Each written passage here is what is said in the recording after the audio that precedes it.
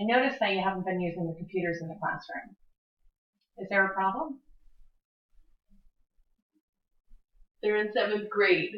They don't need computers. They need basic geometry.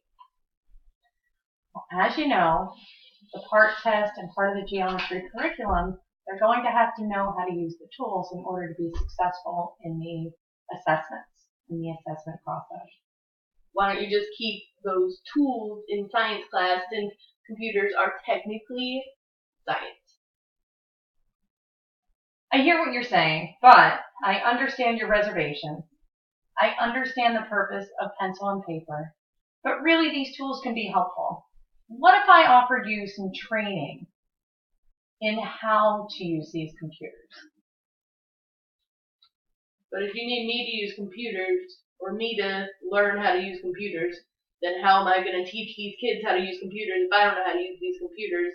And I already took a training course which did nothing because Mrs. Hemsworth over there was the worst teacher in the world and only helped the people that already knew about computers, so there's no point in training if I have to take another class from her, so I don't want to do that. Okay, I understand your frustration, but that's besides the point. I really want to see the kids using the computers more.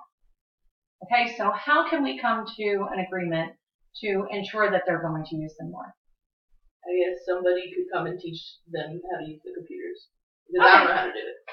All right, well, I'll have Miss Techno come to your class and maybe teach a class and see how the kids respond to that. And then I'll ask her if she wants to spend some additional time with you to make sure that you're comfortable with it. Does that sound okay to you? Yeah, I guess that's fine. Okay. Well, you keep me posted as far as how the training's going and how you feel that her lessons are going, because I don't want you to be disappointed again. I want you to feel comfortable with the new technology in the room. Okay, if you say so.